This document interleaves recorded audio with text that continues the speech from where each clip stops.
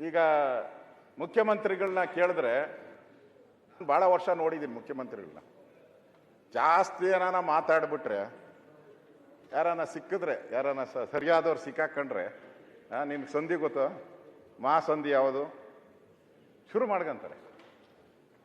ಜಾಸ್ತಿ ಮಾತಾಡಿದ್ರೆ, ನಾನು ಜಾಸ್ತಿ ಮಾತಾಡಿದ್ರೆ ನೇಗುಲ್ ಗೊತ್ತಾ ನಿನಗೆ? ನೊಗ ಹೆಂಗೆ ಕಟ್ತೀಯ ಅದು ಗೊತ್ತಾ? ಉಳುಮೆ ಮಾಡೋಕ್ಕೆ ಎಷ್ಟು ಎತ್ತಬೇಕಾದ್ರೆ ಕೊಡ್ತಾರೆ. ಕೇಳ್ತಾರೆ, ನನಗೂ ಅದೇ ಥರನೇ ಹೇಳ್ತಾರೆ.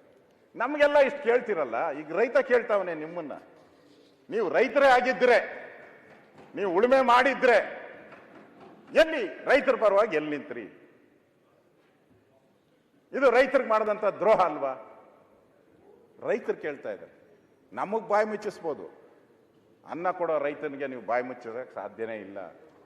ರೊಚ್ಚಿಗೆದ್ದಿದ್ದಾರೆ, ರೊಚ್ಚಿಗೆ ಉತ್ತರ ಕರ್ನಾಟಕದಲ್ಲಂತೂ ರೊಚ್ಚಿಗೆದ್ದಿದ್ದಾರೆ. ಅದರಿಂದ ನೀವು ಒಂದು ರೀತಿ ಕಲ್ಲು ಹೃದಯ ಆಗೋಗ್ಬಿಟ್ಟೈತೆ ಈ ಸರ್ಕಾರ, ಕಲ್ಲು ಹೃದಯ ಆಗೋಗ್ಬಿಟ್ಟೈತೆ. ಯಾಕೆ ಏನು ಅಂತ ನನಗೂ ಗೊತ್ತಿಲ್ಲ, ಬರೋಣ ಬೇಕಾದ್ರೆ ಆಮೇಲೆ ಹೇಳ್ತೀನಿ ಅದ್ರ ಬಗ್ಗೆ.